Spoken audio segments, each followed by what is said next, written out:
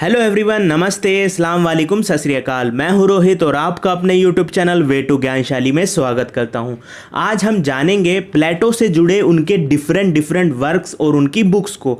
उसका जानने का कारण यही है कि कंपटीशन हाई है, चाहे आप यूजीसी नेट एग्ज़ाम को देखें या स्टेट सेंट्रल लेवल के जॉब एग्ज़ाम को देखें या फिर पीएचडी एंट्रेंस एग्ज़ाम को देखें, सभी में इसी तरीके के क्वेश्चन आपसे अब पूछे जाते हैं। उसका कारण यही होगा कि हमें प्लेटो की प्रत्येक बुक का आइडिया जरूर जानना चाहिए, इसलिए इस वीडियो को बनाया गया है। और इनकी सभी रचनाओं को या बुक को 4 कैटेगरी में डिवाइड किया जाता है, जिसमें सबसे पहली कैटेगरी आती है प्लेटो के गुरु सुकरात से संबंधित रचनाएं, या कहें प्लेटो का जो गुरु थे उनके गुरु का जो अंतिम जीवन रहा, उस अंतिम जीवन में उन्हें क्या है, विष का प्याला पीना पड़ जाता है, मृत्युदंड दिया जाता है उन्हें, उसी से जुड़ी ये सारी रचनाएं हैं।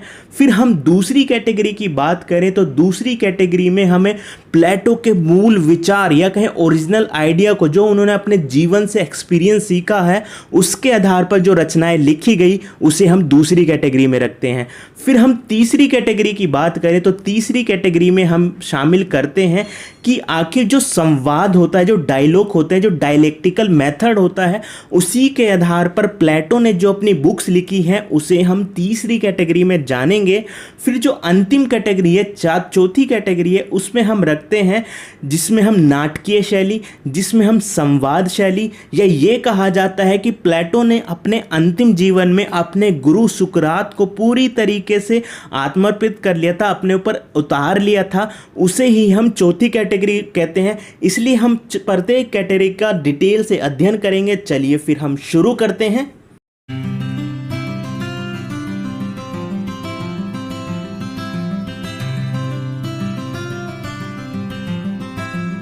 कैटेगरी 1 में सुकरात से जुड़ी रचनाओं को रखा गया है, जिसमें प्रथम पुस्तक की अगर हम बात करें तो उसका नाम है ओपोलॉजी। ओपोलॉजी का मतलब होता है क्षमा मांगना या माफीनामा। यह पुस्तक प्लेटो के गुरु सुकरात के संवाद से जुड़ी है, जहां इसमें दर्शाया गया है कि वह मृत्युदंड के रूप में विष का प्याला पी लेगा, परंतु झूठ के आगे सर नहीं झुकाएगा, क्योंकि सत्य अमर होता है और उसके लिए अपनी जान भी देनी पड़ेगी, तो वो अपनी जान देगा मगर झुकेगा नहीं। जब दूसरी बुक की बात करें तो उसका नाम है क्रीटो। क्रीटो का मतलब यहाँ पर हुआ, यह सुकरात का एक अमीर दोस्त था, उसके बीच के ही संवाद को इसमें दर्शाया गया है और कहता है कि तुम सजा से बरी हो जाओगे अगर सत्ता के सामने झुक जाओगे तो। यहाँ पर सुकरात कहता है कि मैं अन्याय के सामने कभी नहीं झुकूंगा, और इस पूरे ही डिबेट को इसके अंदर दर्शाया गया है। जब हम आगे चलें तो उनकी तीसरी बुक हमारे सामने आती है, और उस तीसरी बुक का नाम है यूथ्रीफो। यूथ्रीफो का मतलब हो गया पवित्रता और न्याय के बीच का जो डिबेट है, उसके अंदर इसे दिखाया गया है कि न्याय क्या होती है और कैसे न्याय को पवित्र माना जाए। फिर चौथी पुस्तक की बात करें तो उसका नाम है जॉर्जियस। जॉर्जियस का मतलब होता है यहाँ पर नैतिकता, यानी कि इस पुस्तक में नैतिकता का वर्णन किया गया है, जो इस पूरे ही सुकरात के दर्शन से जुड़ी है या अंतिम दिनों से जुड़ी हुई है। ये 4 पुस्तक इस कैटेगरी में हम रखते हैं। अगर इसको कैटेगरी वाइज एक सीक्वेंस से याद करना है तो आप ये याद कर सकते हैं, आपकी यूथ्रीफो गॉर्जियस है। गॉर्जियस का मतलब मान ले सुंदर हो गया, आपकी यूथ्रीफो गॉर्जियस है, इसे इस सीक्वेंस से आप याद भी कर लेंगे। तो ये थी कैटेगरी 1 की पुस्तक। कैटेगरी 2 में हम प्लेटो के मूल विचारों संबंधी पुस्तकों को रखते हैं, जिसमें पहली पुस्तक आती है, उसका नाम है मीनो। मीनो का मतलब हो गया शिक्षा संबंधी विचारों का वर्णन। जब हम दूसरी पुस्तक की बात करें तो उसका नाम है प्रोटागोरस। प्रोटागोरस के अंदर यह बताया गया है कि जो सद्गुण होते हैं वही हमारा सर्वश्रेष्ठ ज्ञान होता है। कहीं पर आपको देखने के लिए मिलेगा ज्ञान ही सद्गुण है, मगर वो रोंग होगा, क्योंकि नेट जीआरएफ में ये क्वेश्चन पहले भी आ चुका है और यहां दर्शाया गया है कि सद्गुण ही ज्ञान होते हैं प्लेटो द्वारा। जब हम आगे चलें तो जो हमारी तीसरी पुस्तक देखने के लिए मिलेगी उसका नाम है सिंपोजियम। सिंपोजियम पुस्तक के अंदर यह दर्शाया गया है कि जो हमारा कला होती है और कला के बीच जो प्रेम होता है, उन दोनों के संबंधों को इसमें दर्शाया गया, यानी कि कला और प्रेम का बंधन, यही हमारी सिंपोजियम पुस्तक दर्शाने की कोशिश करती है। अब हम आगे चलें तो हमारी जो चौथी पुस्तक होगी उसका नाम है फेडो। फेडो पुस्तक की जो बात है उसके अंदर बताया गया है कि आत्मा की अमरता, हर संस्कृति में आत्मा का संबंध बताया गया, वैसे ही यहाँ पर प्लेटो ने आत्मा की अमरता होती है या नहीं उसका वर्णन यहाँ किया है। जब हम अगली पुस्तक की बात करें तो उसका नाम है रिपब्लिक, जो सबसे फेमस पुस्तक है। बस ये आपको याद रखना है कौन सी थीम पर है। देखो इसकी जो मेन थीम है वो थीम है जस्टिस, यानी ये पुस्तक किसकी बात करती है, न्याय की बात करती है। वैसे तो इसमें बहुत सारी चीज बताई है, बस आपको जस्टिस याद रखना। अब इस पूरी ही पुस्तकों को जो सीक्वेंस आपको याद रखना वो कैसे याद रखना है, MPSFR, ER की जगह FR। MPS का मतलब हो गया master of political science, FR का मतलब ER मान लें यानी बैक। तो इस सीक्वेंस से आप इन सभी को याद भी रखेंगे। ये थी कैटेगरी 2। हमारी जो तीसरी कैटेगरी है उसे डायलेक्टिकल मेथड या कहें डायलॉग कहा जाता है, जिसमें दर्शाया गया है कि सत्य की अगर हमें खोज करनी है तो डायलेक्टिकल मेथड के आधार, द्वंद्वात्मक पद्धति के आधार पर हमें आगे बढ़ना होगा। सत्य को विभिन्न तर्कों के आधार पर परखना होगा, जैसे मार्क्स ने किया, जैसे हेगल ने किया, वैसे ही प्लेटो यहाँ पर करते हैं। उसकी जब हम बात करते हैं प्रथम पुस्तक की तो उसका नाम आता है परमेंडीज। प्रेमेंडीज की जो पुस्तक है उसमें दर्शाया गया है थ्योरी ऑफ फॉर्म्स या कहें आकार या रूप के सिद्धांत से जुड़ी कथाओं को या मुद्दे को या दर्शन को इसके अंदर बताया गया। साथ ही साथ हम देखेंगे कई बार देखने के लिए मिलता है, ये कहता है एक एवं अनेक का द्वंद्व इस पुस्तक में दर्शाया गया है। जब हम और आगे चले तो हमें इनकी दूसरी पुस्तक देखने के लिए मिलेगी और उस दूसरी पुस्तक का नाम होगा थीटीटस। थीटीटस पुस्तक में दर्शाया गया है कि जो ज्ञान की मीमांसा है या कहें ज्ञान की प्रकृति है, एपिस्टेमोलॉजी है, उसमें इसका वर्णन किया गया है। किसके द्वारा, प्लेटो के द्वारा, जो प्लेटो ने द्वंद्वात्मक प्रणाली के द्वारा बताया है। जब हम तीसरी पुस्तक की बात करें तो उसमें नंबर आता है सोफिस्ट। सोफिस्ट पुस्तक को भी आपके नेट जीआरएफ में पूछा जा चुका है और ये तर्कशास्त्र से जुड़ी हुई पुस्तक है। अब जो अंतिम पुस्तक इस कैटेगरी में रखी जाती है वो है स्टेटमैन। स्टेटमैन की बात करें तो देखो स्टेटमैन व्यवहारिक और आदर्शवाद का मिक्सअप है। व्यवहारवाद और आदर्शवाद, जब हम प्रथम पुस्तक की बात करें रिपब्लिक में तो क्या दर्शाया गया, वो आदर्श की बात करती है, आदर्श राज्य की बात करती है, न्याय कैसे लाए, न्याय भी नैतिकता के आधार पर लाने की बात करती है। मगर इसमें क्या है, क्योंकि जो उनका रिपब्लिक में पहला फिलोसफर किंग बनना था, सिराकुज के जो शासक थे, राजा थे, वह उसे फिलोसफर किंग बनाने में असफल रहे, इसलिए इस पुस्तक को लिखा गया और कहा जाता है ये व्यवहारिक और आदर्शवाद दोनों का ही मिक्सअप है। कई बार ये आपको पुस्तक देखने के लिए मिलेगी तो यहाँ पर मिक्स स्टेट की बात यहाँ पर की जाती है। अब हम बात करते हैं कैटेगरी 4 की, जिसमें नाटकीय शैली और संवाद शैली को रखा जाता है। और हमने बताया था कि इस स्टेज में, इस कैटेगरी में प्लेटो के अंदर खुद उनके गुरु साक्षात आ चुके थे और ये उनके अंतिम जीवन की पुस्तकें हैं, जिसमें पहली पुस्तक का नाम है फिलिबस। फिलिबस के अंदर बताया गया है कि सुखवाद की जगह आचार शास्त्र। सुखवाद का मतलब हो गया हेडोनिज्म।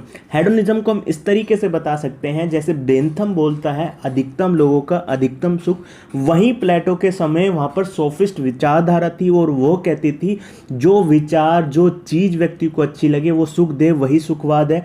मगर इनका मानना था नहीं, जिस व्यक्ति को जो काम सौंपे गए हैं, आपको पता है 3 कैटेगरी में प्लेटो लोगों को बांटते हैं, वो अपनी कैटेगरी के काम करे तभी व्यक्ति के अंदर सुख आ सकता है। जब हम दूसरी पुस्तक का नाम की बात करें तो वह है टाइमियर्स। टाइमियर्स के अंदर बताया गया है कि ये भौतिक दुनिया है क्या, ये पूरा ब्रह्मांड है क्या, उसका ज्ञान है क्या, ये कैसे संचालित होती है, उसका वर्णन इसके अंदर किया गया है, जिसका नाम है टाइमियर्स। जब हम आगे चले तो उनकी जो सबसे अंतिम दिनों की जो लास्ट पुस्तक थी या कि जो अंतिम दिन थे उनके, वो पुस्तक का नाम था नोमोई। नोमोई को हम लॉज भी कहते हैं, यानी कि कानून की पुस्तक भी कहते हैं, और इसके अंदर मिश्रित यानी मिक्स्ड कॉन्स्टिट्यूशन की बात की गई है। साथ ही साथ अब बताया गया है कि हमें आदर्शवाद की जगह क्या बनना होगा, यथार्थवादी। और यहाँ पर यथार्थवादी दृष्टिकोण के आधार पर इन्होंने अपनी ये पुस्तक लिखी, जहाँ शिक्षा भी सबको लिए रखी और साथ ही साथ न्याय के लिए कानून की भी बात की। ये सब चीज़ें इन्होंने इस पुस्तक के अंदर बताई गई है और साम्यवाद को भी शुद्ध करने की इसमें बात की गई, जैसे महिलाओं के भी अधिकारों की वर्णन इसके अंदर किया गया है। अब आपसे पूछा जाए कि कौन सी पुस्तक है जो अंतिम है, देखो सबसे अंतिम और जो कहें जो उनकी मृत्यु के बाद छपी थी पुस्तक वो थी नोमोई यानी कि लॉज। अब अगला क्वेश्चन है प्लेटो रिपब्लिक में की गई गलती लॉज में सुधार था। देखो ये यूपीएससी के ऑप्शनल में क्वेश्चन आया था और ये कहा गया था जो प्लेटो की रिपब्लिक पुस्तक थी वो किस कैसे आधार पर थी, वो आदर्शवादी, और जो लॉस थी वो यथार्थवादी। और यहाँ पर महिलाओं के बारे में भी अच्छी बात की गई, शिक्षा भी सबके लिए की गई और न्याय के लिए कहा गया कानून भी जरूरी, ये सब चीज़ों का वर्णन इसके अंदर किया गया था।